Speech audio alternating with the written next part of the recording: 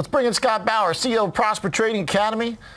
And we're going to talk some stocks too, some commodities here, Scott. We're firming up towards the end of the week, but a little bit of a different type of trade today, and one that actually fits your trade pretty well, because you faded NVIDIA the other day, right, with us.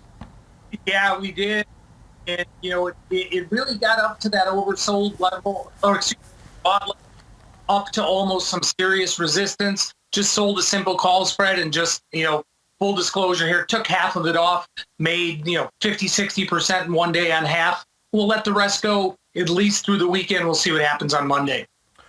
Pretty interesting kind of reversal today where strength in companies like NVIDIA slowed down. I mean, is that just because people decided to buy the banks instead? What do you think happened there? Should we read into it at all? No, I think that's exactly what happened. If you look at the semi space, and boy, like I said, RSI across the board was really overbought. So I think you got people just lightening up a little bit ahead of the weekend, somewhere to put that money. And some of the bank stocks and also, quite frankly, just on the sidelines. A lot of people just want to lighten up going into a weekend. The last few weekends we've had some pretty significant news with some of the banks out there. So I think people are just taking a wait and see. The wait and see for next week. Do you think there are expectations we get some type of like regulatory action or big statement from either Janet Yellen or the president or Powell? I mean, what's kind of like our agenda at this point as traders? What are we supposed to watch?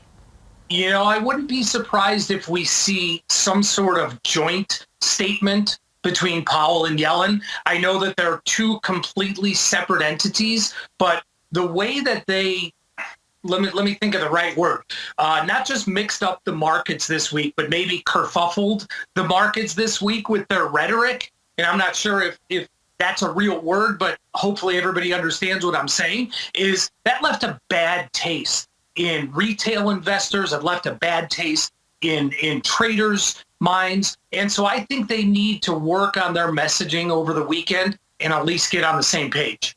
Okay. So watching the tech trade as you've done with NVIDIA, I think I said at the time that was a pretty bold move. It was a nice move, paid off here.